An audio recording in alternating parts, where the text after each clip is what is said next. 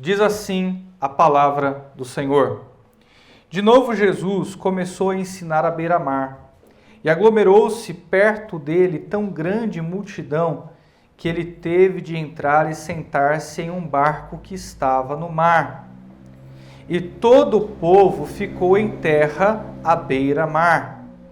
Ele lhes ensinava muitas coisas por meio de parábolas, e dizia-lhes: Ouvi, o semeador saiu a semear. Enquanto semeava, parte das sementes caiu à beira do caminho, e vieram as aves e a comeram.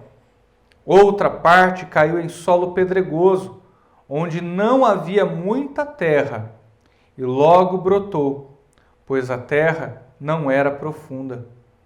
Quando saiu o sol, este a queimou, e como ela não tinha raiz, secou. Outra parte caiu entre os espinhos, os quais, crescendo, sufocaram-na, e ela não deu fruto. Mas outras sementes caíram em terra boa, brotaram, cresceram e deram fruto. E um grão produziu outros 30, outro 60 e outro 100. E disse-lhes: quem tem ouvidos para ouvir, ouça. Quando ficou só, os que estavam ao seu redor e os 12 perguntaram-lhe acerca das parábolas. Ele lhes disse: a vocês é confiado o mistério do reino de Deus, mas tudo se diz por meio de parábolas aos de fora, para que vendo vejam e não percebam, e ouvindo ouçam e não entendam, para que não se convertam e não sejam perdoados. Disse-lhes ainda: não compreendem essa parábola? Como entendereis todas as outras parábolas? O semeador semeia a semente. Os que estão à beira do caminho são aqueles em quem a palavra é semeada, mas depois de ouvi-la, logo vem Satanás e tira a palavra neles semeada. Do mesmo modo, os que foram semeados em lugares pedregosos são os que, ouvindo a palavra, imediatamente a recebem com alegria. Mas como não têm raiz em si mesmos, duram pouco. Quando vem a tribulação ou a perseguição por causa da palavra, logo tropeçam. Outros ainda são os que recebem a semente entre espinhos. Estes são os que ouvem a palavra, mas as preocupações do mundo, a sedução da riqueza e o desejo por outras coisas sufocam a palavra e ela fica infrutífera.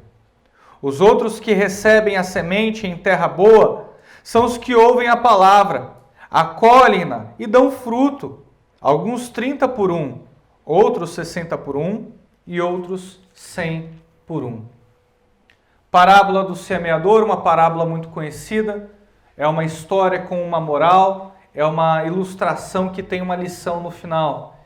É assim que Cristo resolveu ensinar, esse foi o seu método em toda a parte do seu ministério.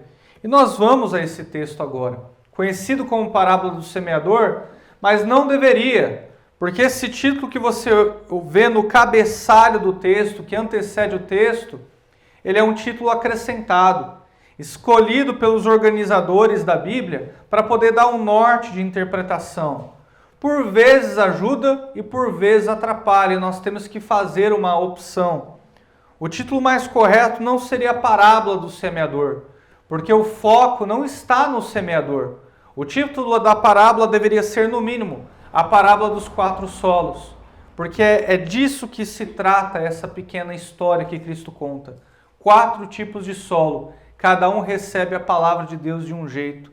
O semeador, ele faz a sua obrigação, ele sai e semeia, ele sai e prega, ele sai e disponibiliza a informação a quem quer que ouça.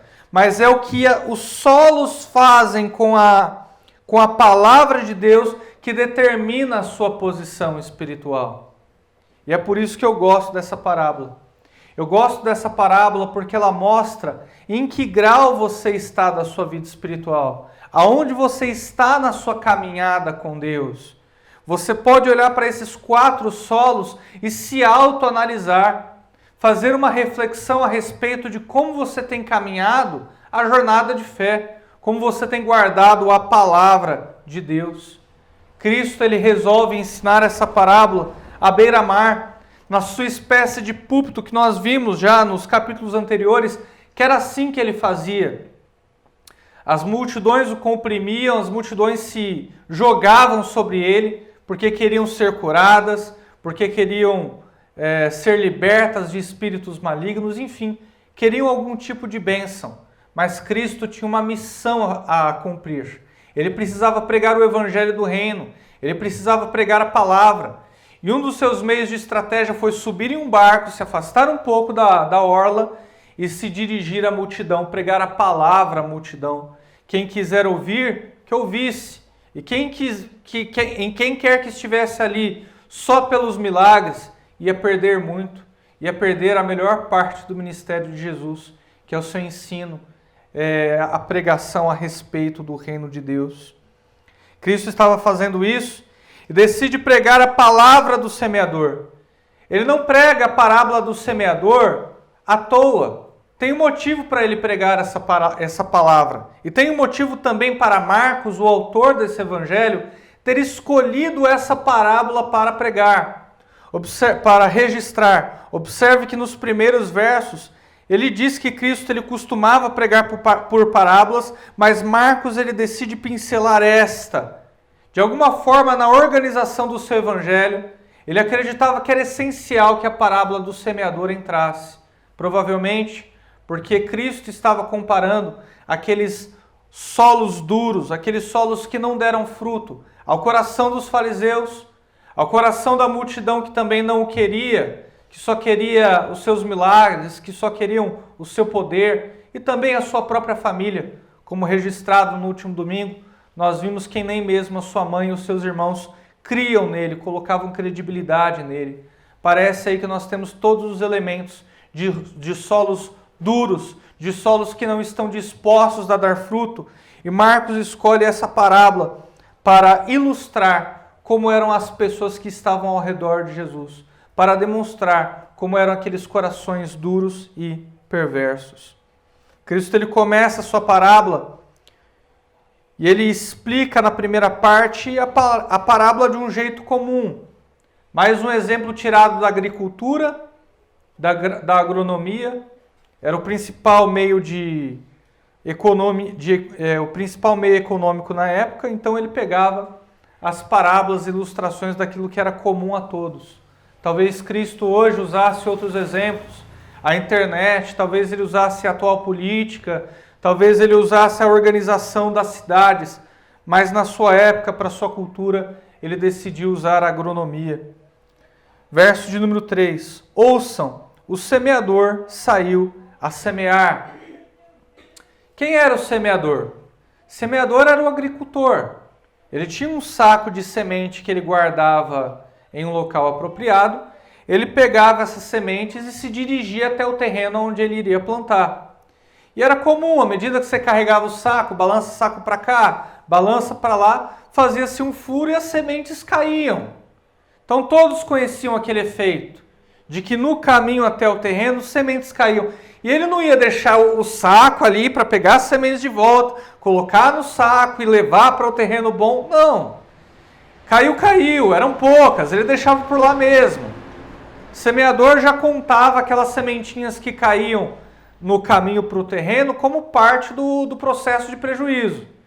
Então ele se dirigia para o terreno e carregava as sementes. O semeador sai a semear.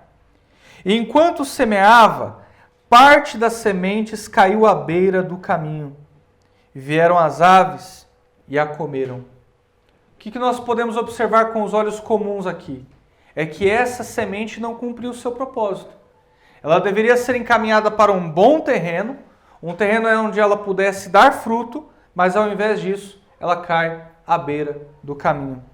E porque cai à beira do caminho, as aves vêm e comem. Elas não são bobas, elas estão à espreita.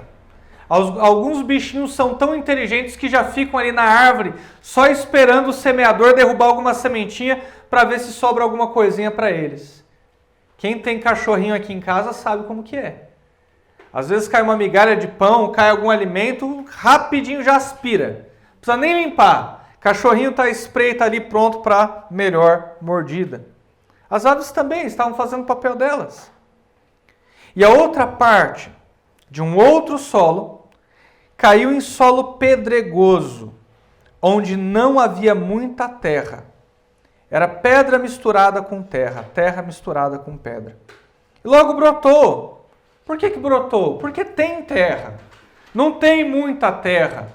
Não tem terra suficiente para que aquela semente pudesse criar raízes. Não tem terra suficiente para que aquela semente pudesse cumprir o seu propósito e frutificar. Mas tinha algum terço de terra para que ela pudesse germinar. Brotou também porque a terra não era profunda. E quando veio o sol, esse se queimou. E como ela não tinha raiz, secou. Tudo aquilo que cresce muito rápido, acaba muito rápido também. Não é assim que dizem? Vem fácil e vai fácil? Parece que é esse o destino dessa semente. Cresceu rápido, mas por conta do solo, cresceu sem raiz, cresceu sem como se sustentar. O sol queimou toda a parte de cima e não sobrou nada para contar a história. Mais uma semente que não frutificou, mais uma semente que não cumpriu o seu propósito. O verso de número 7, Cristo continua discorrendo. Eu acredito que a multidão pouco entendeu, e nós vamos ver qual era o seu objetivo com isso. Cristo continua discorrendo. Outra parte caiu entre os espinhos, os quais crescendo sufocaram-na, e ela não deu fruto. Esse solo já conseguiu germinar, já tinha raiz, a plantinha foi lá crescendo, mas cresceu entre espinhos. E os espinhos, eles são parasitas, eles vão lá cercando as plantas e sufocando elas. À medida que ela crescia, não tinha espaço para crescer mais. Sufocou e foi interrompida, e foi impedida. Mais uma semente que não cumpriu o seu propósito.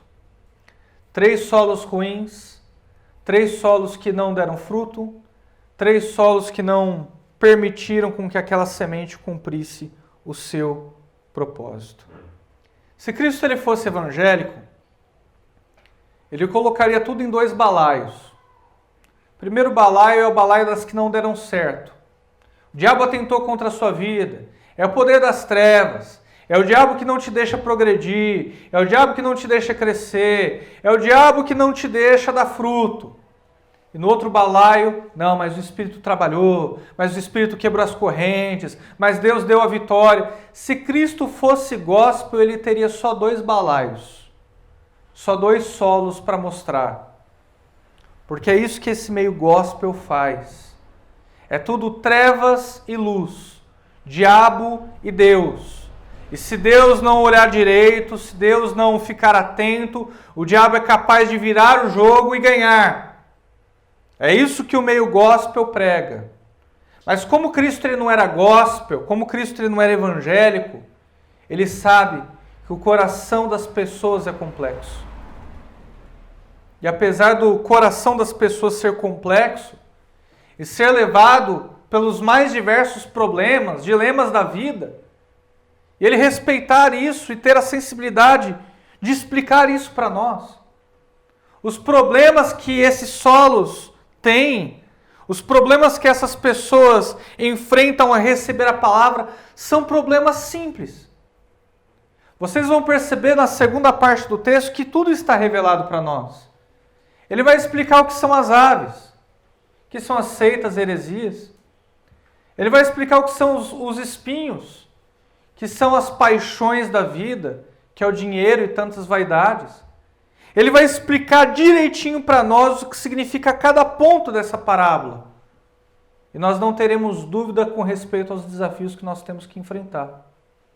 Mas apesar de conhecer os desafios e saber do que eles se tratam, isso não significa que nós já temos vitória sobre eles. Que loucura, não? Vocês já pararam para pensar? Que nós sabemos quais são os problemas da vida, nós sabemos o quanto mexe no nosso coração, mas isso não nos dá poder para resistir. Não basta conhecer o que te atrapalha. Não basta saber o que sufoca. É necessário tomar uma atitude positiva. É necessário tomar uma atitude contra tudo isso que está aí fora. Por isso que a desculpa "a carne é fraca" não serve. É por isso que a desculpa "eu caí, o mundo atrai". Não serve essa desculpa. Cristo já está nos avisando de antemão os problemas que nós vamos enfrentar. E as amarras que estão sobre os seus parentes, os seus amigos, que ainda não conhecem Jesus.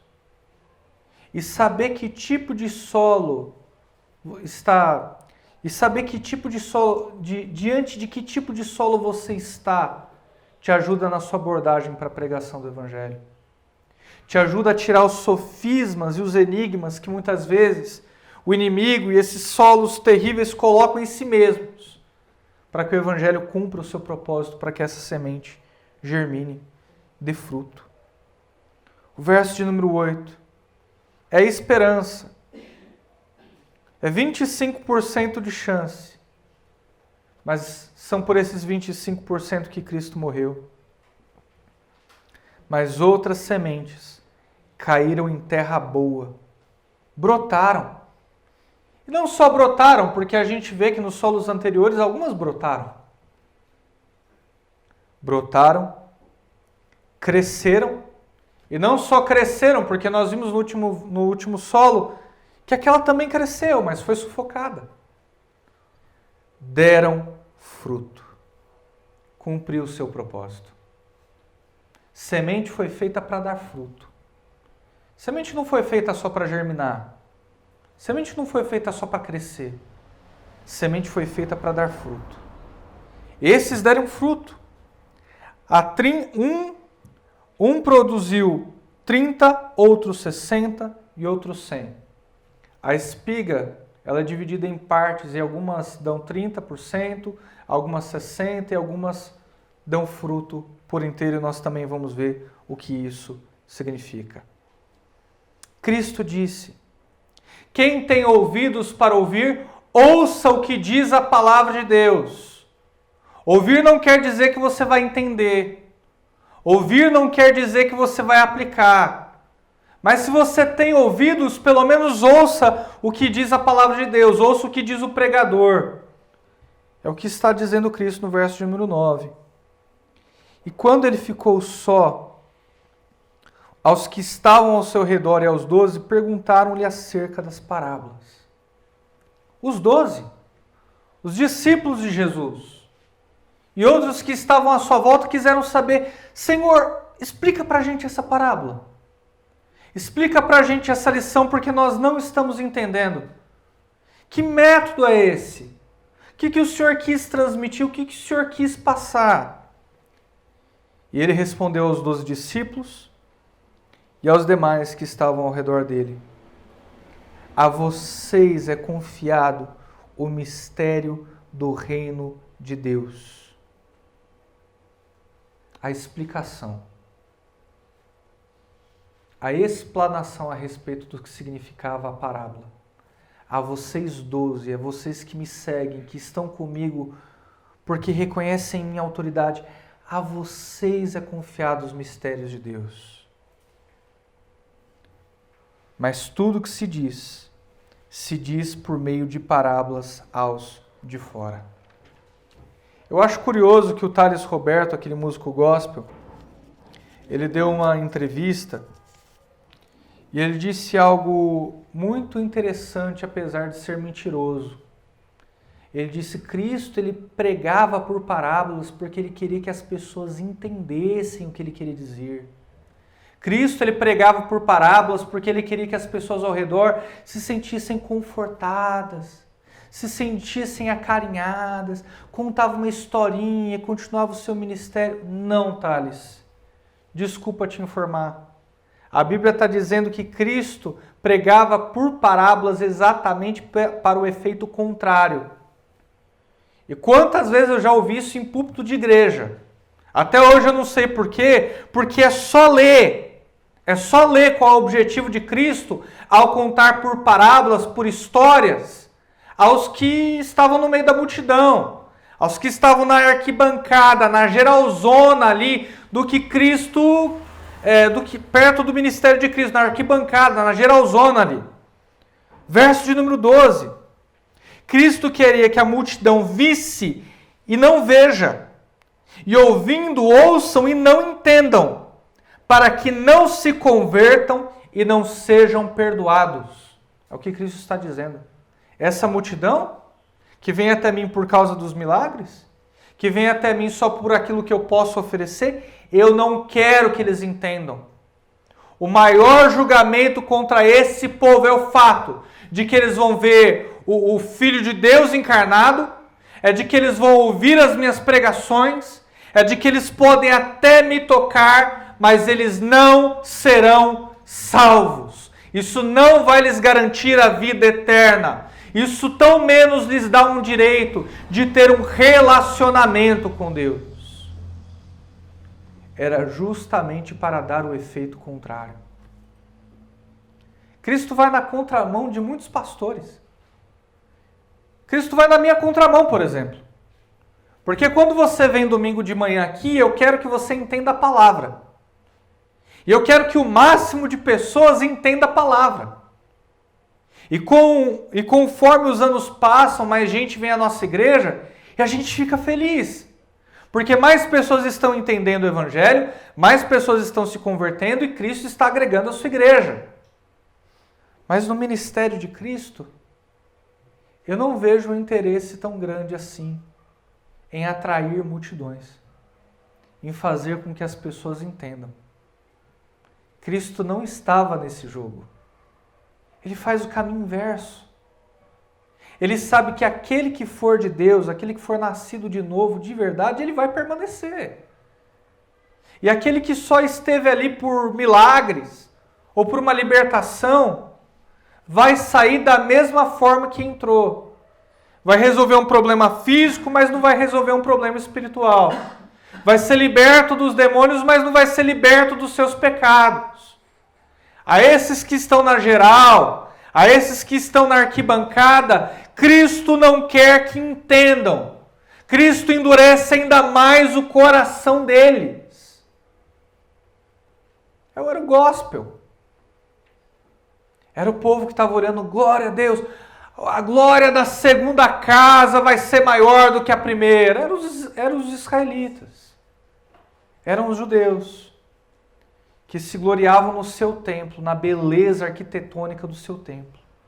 A glória da segunda casa vai ser maior do que a primeira. Você já entendeu esse verso? A glória do segundo templo, o templo foi reconstruído 2 vezes. E realmente, a glória do segundo templo foi maior do que a primeira. Porque o segundo templo pôde comprovar o ministério de Cristo. Cristo veio, pregou no segundo templo, ensinou no segundo templo. Cristo morreu no período em que o segundo templo foi terminado, foi construído. E quando ele veio, não tinha mais necessidade de templo. E por isso Cristo, olhando aquele templo que diziam que a glória da segunda casa ia ser maior do que a primeira, ele olhou para aquele templo e disse o seguinte: a glória da segunda casa já veio. A glória da segunda casa sou eu, então não ficará pedra sobre pedra. E derrubaram.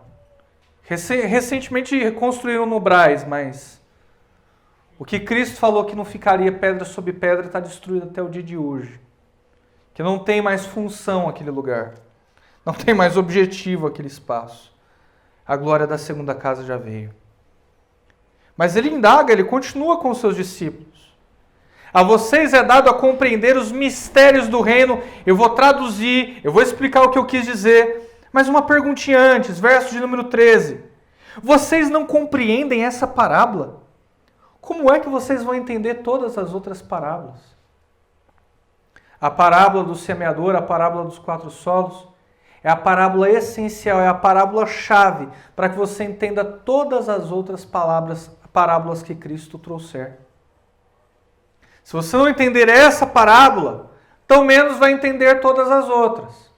Porque só é possível entender as palavras de Jesus e a explicação de Jesus se você for um bom solo. Se você estiver enquadrado no último solo que Cristo contou aqui. O solo que dá fruto.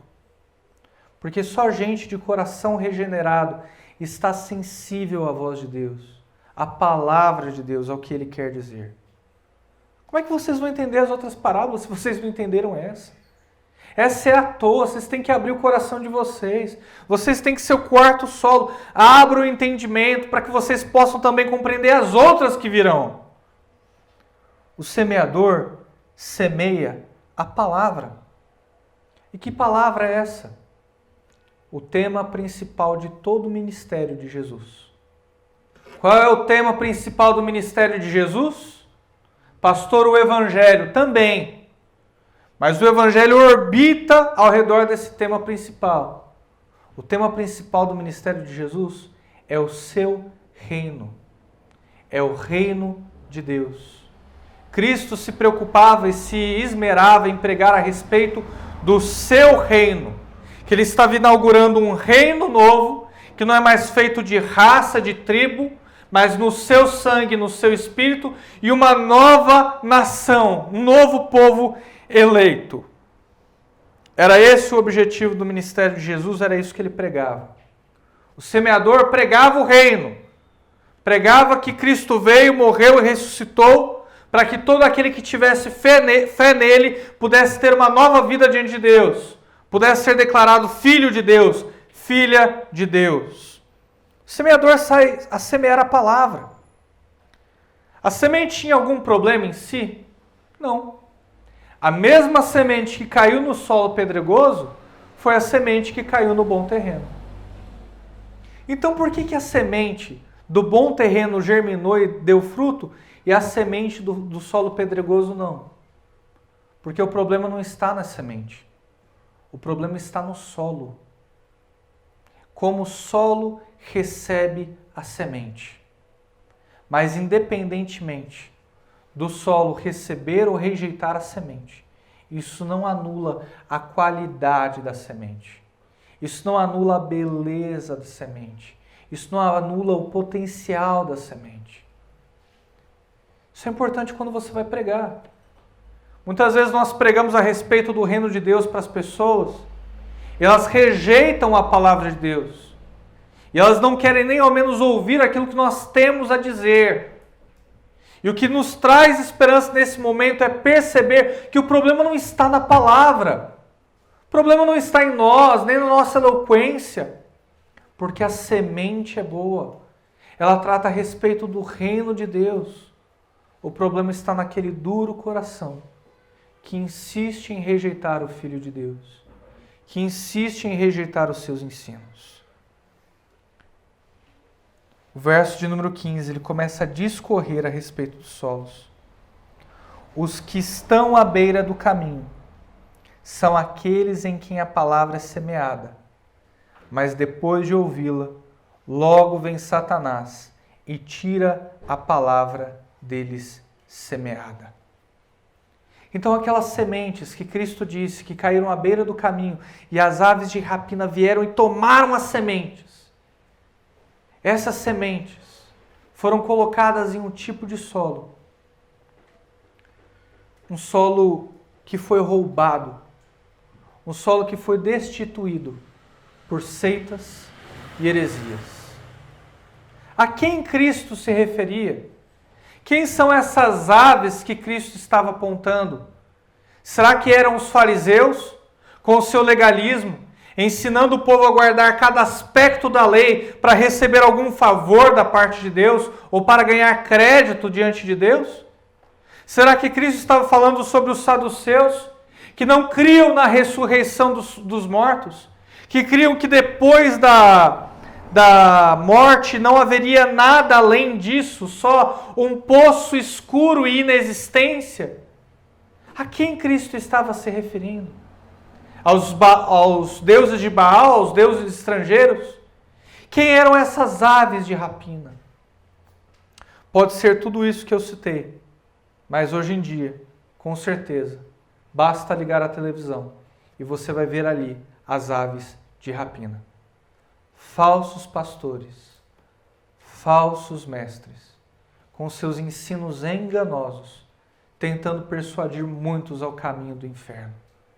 São aqueles que dizem: a sua vida não está dando certo, fizeram obra de magia negra para você. Vem aqui na igreja, faz o voto e você vai ser abençoado. O seu filho está nas drogas, fica tranquilo, vem aqui, dê uma oferta que com certeza ele vai sair dessa situação. Basta ligar a televisão e você vai ver mentira atrás de mentira ser contada. Cristo, ele não nos deu esse tipo de promessa. Cristo não nos prometeu um casamento feliz. Cristo não nos prometeu que os nossos filhos não iam cair em pecado. Cristo não nos prometeu felicidade plena nessa vida. Cristo não te prometeu dinheiro sempre que você precisasse. Fica tranquilo, está precisando de dinheiro. Vai no caixa 24 horas, aperta ali que eu prometo para você que vai sair R$100. Cristo nunca prometeu isso. Mas os falsos pastores, eles prometem. Não vou ficar falando aqui de Testemunho de Jeová, de Mórmon, enfim, de outras religiões, que isso é chover no molhado. Eu acredito que a ave de rapina, a ave que faz estrago mesmo, é aquela que vem com capa de verdade. Aquela que parece ser verdade, que cheira a verdade, mas por trás tem mentiras enganosas. E eu não vejo nada hoje mais venenoso do que o meio evangélico atual. O meio que nós fazemos parte, porque nós também somos cristãos evangélicos. Mas eu não vejo nada mais enganoso do que essas aves de rapina. Toma cuidado. Às vezes você está mal, está passando por um problema, você vem para uma igreja bíblica, você entende a mensagem, percebe a importância do evangelho, mas você chega em casa e liga a televisão. Ou você vai no YouTube e começa a ver Luiz Hermínio. Você vai no YouTube e começa a ver falsos profetas. Leandro Quadros. Começa a ver pessoas que têm ali uma persuasão e falam: não, eu quero isso, eu quero essa promessa. Deus está falando comigo, pastor, eu senti. E o teu coração é enganoso. Se você não viu pela parábola dos 4 solos, que esses 3 solos são corações enganosos, e não percebeu que esse pode ser o modelo do teu coração, eu não sei o que você ainda está fazendo aqui. Não se leve pelo sentimento.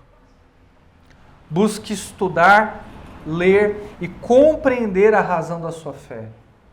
Tenha um contato diário com a Bíblia todos os dias, para você perceber aquilo que Cristo prometeu e aquilo que Ele não prometeu, a fim de se afastar desses falsos profetas, que querem te enganar e te levar para o fundo do mais profundo inferno. Cuidado com as aves de rapina. Cuidado com essa persuasão maligna, carnal. Eles estão ao nosso redor, a um clique de distância. E nós que temos que ter a iniciativa de desligá-los, de fazê-los emudecer, de fazê-los calar. Demos ouvidos somente à palavra de Deus. Eu não quero ser esse solo que a semente caiu e foi arrebatada e foi tomada. Eu não quero ser roubado. O diabo vem nas mais diversas máscaras. Os mais diversos tipos de máscara. E a última máscara que ele usa é a vermelha com chifres. É a última que ele usa. O verso de número 16, ele explica o outro solo. Já passamos pelo primeiro, vamos avançar no segundo solo. Do mesmo modo, os que foram semeados em lugares pedregosos são os que, ouvindo a palavra, pessoas, corações, solos. Essa é a ilustração. Imediatamente a recebem com alegria, mas como não têm raiz em si mesmos, duram pouco. Quando vem a tribulação ou a perseguição por causa da palavra, logo tropeçam. Como eu já vi isso aqui na igreja. Gente que fala, pastor, eu achei uma igreja bíblica. Pastor, eu achei uma igreja que prega a palavra de Deus, eu quero ficar aqui. Fica, seja bem-vindo. Aí germina, fica com os irmãos 24 horas por dia. E visita um, e visita outro, e fica, e faz perguntas, e quer saber, e brota. Todos nós que estamos ao redor, olhando o desenvolvimento daquela pessoa, para e pensa, poxa, Cristo está fazendo uma obra aqui. Porque parece, não parece? Germina. Só que não tem raiz. Não tem profundidade. São pessoas que não saem do raso. Elas acham que o raso é a posição mais segura porque o raso bate na canela. Mas o que acontece quando você pula de cabeça no raso? Morre, não? Deus não tem o raso para os seus filhos. Deus tem águas profundas. E aí é o que Cristo diz, basta a primeira perseguição, basta a primeira tribulação, falta de dinheiro, problema no casamento, problema de saúde, problema psicológico. Às vezes basta uma confrontação. Irmão, isso está errado, a pessoa não dura uma única confrontação. Já logo desistem, param à beira do caminho. Verso de número 16. Verso de número 17. A perseguição por causa da palavra logo tropeçam. Com perseguição, então, se o governo começar a caçar cristãos, a perseguir cristãos, não precisa nem ir tão longe. Às vezes a pessoa é esculhambada ali na sua sala de aula por ser cristã, por ser cristão como eu já fui, não quis me corromper ali na minha sala de direito, e os meninos zoavam comigo, e os meninos falavam palavras ofensivas a meu respeito sobre a minha pessoa. Não dura uma, Senhor, estou sendo perseguido. Estou sendo perseguido, e chora, e aquele estardalhaço, aquele exagero, porque ficou no raso. O raso é a posição mais perigosa para você ficar. E permanecer na igreja durante um tempo não é sinal de salvação. Nós temos esse solo aqui que testifica contra você. Toma muito cuidado se você está no raso. Vá para o profundo. Vá para onde Cristo pode te fazer andar sobre as águas. Verso de número 18. Estamos avançando, é o terceiro tipo de solo. Esse é um dos que eu tenho observado, inclusive aqui na nossa comunidade. Outros ainda são os que recebem a semente entre espinhos. Estes são os que ouvem a palavra, mas as preocupações do mundo, a sedução da riqueza e o desejo por outras coisas sufocam a palavra e ela fica infrutífera. Você percebeu que esses solos eles estão avançando? A primeira semente não germinou e não cresceu. Caiu em solo pedregoso, vieram as seitas, as heresias e arrebataram. O segundo solo caiu em uma terrinha ali e germinou, só que não cresceu. Veio a perseguição, veio as tribulações e a pessoa desistiu. Esse terceiro solo conseguiu avançar mais do que os dois primeiros. Germinou e cresceu, mas não deu fruto. Quase não é suficiente. A pior coisa que pode acontecer com você é quase ser salvo. Pastor, hoje eu quase fui salvo. Cristo quase me livrou do meu pecado. Pastor, eu quase recebi o Jesus como meu Senhor e Salvador da minha vida. Quase, pastor. O quase é a pior coisa que pode acontecer com você. E quantas vezes nós temos na nossa família pessoas e amigos e nós nos conformamos com esse quase. Não, está entre espinhos, mas germinou. Não, está crescendo, tá bom, tá. Ele não é muito espiritual, mas está lá. Vem as tribulações da vida, ele desiste, mas olha, ele tá tentando. A gente tem tão pouca fé no trabalhar de Deus, na obra de Deus, que a gente se contenta com os quases. Quase salvação, quase espiritualidade, quase verdade, na nossa vida e na vida das pessoas. A pior coisa que pode acontecer com você é um quase. Por que não deu fruto? O que impediu essa semente de dar fruto?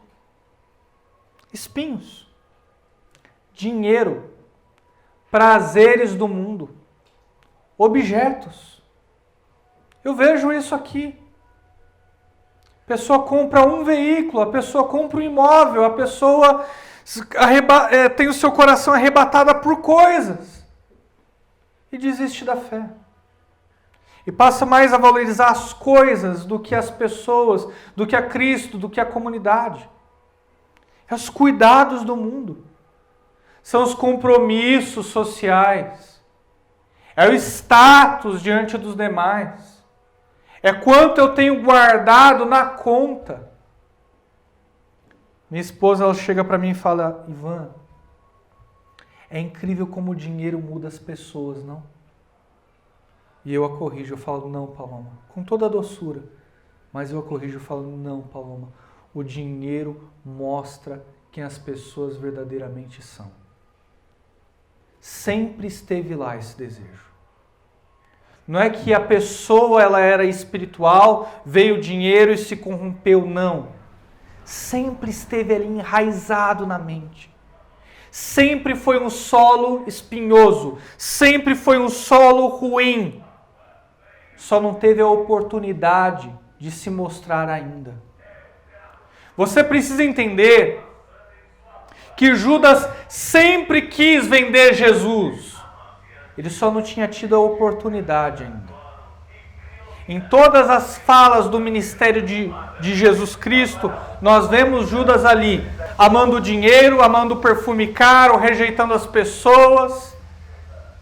Nós sempre vemos ele, quando ele teve a oportunidade de vender Jesus por 30 moedas de prata, ele vendeu. Mas ele sempre quis vender.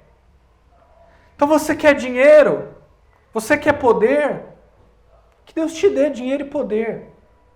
Mas toma cuidado, porque isso vai revelar o que tem no seu coração. E pode não ser nada bonito. E pode não ser nada bonito. Pastor, invadiram a minha casa. Dê graças a Deus porque invadiram a tua casa. Porque é melhor ter invadido a sua casa do que a sua casa invadir você. Pastor, levaram o meu carro. Dê graças a Deus de terem levado o teu carro. Porque é melhor levarem o teu carro do que o teu carro levar você. Do que o teu carro ter você. Pastor, o mendigo está vestindo as minhas roupas. Amém por isso, porque é melhor um mendigo vestir as suas roupas do que as suas roupas vestirem você. A marca te levar, a marca te consumir.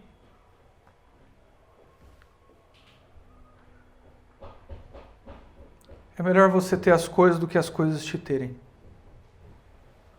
O amor ao dinheiro é a raiz de todos os males. Não sobrevive. Não sobrevive. Cuidado com os luxos dessa vida. Cuidado com os objetos. Cuidado com aquilo que você compra. Porque geralmente essa posição de dono pode ser mudada. Hoje você é dono do objeto, amanhã o objeto é seu dono. Cuidado onde você está colocando o seu coração. Aonde está o teu tesouro, aí está o teu coração, não é isso? E a quarta. E a última. Verso de número 20. Os outros que recebem a semente em terra boa são os que ouvem a palavra de Deus, acolhem-na e dão fruto. Alguns 30 por um, outros 60 por um e outros 100 por um. Eu gosto muito dessa palavra no original, acolhem-na. Sabe qual é a palavra do original para acolhem-na? Guarda na geladeira. Conserva. Para os alimentos não estragarem, a gente coloca na geladeira, não é isso? É o que Cristo está dizendo. Aqueles que guardam a palavra de Deus em um solo bom, aqueles que guardam no seu coração. Não deixa os falsos mestres arrebatarem. Não suportam toda e qualquer provação, perseguição. E não se deixam encantar pelos luxos dessa vida. É assim que se preserva a palavra de Deus no coração. Quebrando todas essas barreiras. É assim que eu guardo ela, é assim que eu coloco ela em mim.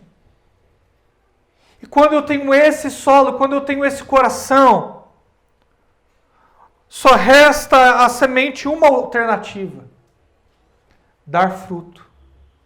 Cumprir o seu propósito. Outros a 30, outros a 60 e outros a 100 por um. Compromisso com a palavra de Deus. Grau de comprometimento com a palavra de Deus. O quanto que você está comprometido com o Evangelho? O quanto que você está comprometido com o reino? Quanto?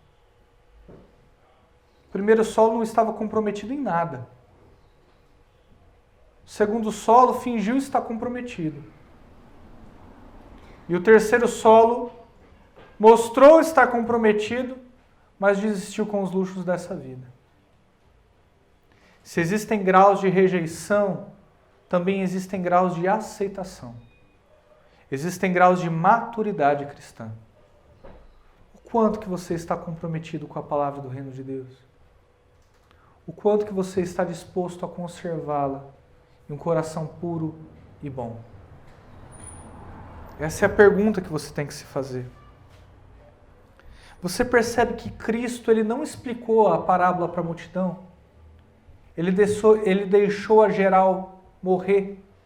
Ele deixou a geral sucumbir. Você não está no geral. Você está no camarote. Você está na sala VIP, tendo a oportunidade de ouvir a explicação da palavra de Deus e aplicar na sua vida. Não permita que essa semente seja abortada por um solo ruim. Se comprometa com o Evangelho de Cristo. Se comprometa com o reino de Deus. Saia do raso e dê fruto. Deixe que o seu compromisso com a palavra de Deus dê frutos de santidade, de pureza, de boas obras, de consciência a 30, a 60 e até a 100 por um. E tem gente que está sentado aqui essa manhã que vai transcender, que vai dar a 100 por um. Grau de comprometimento com a palavra de Deus. Vamos orar, fique de pé.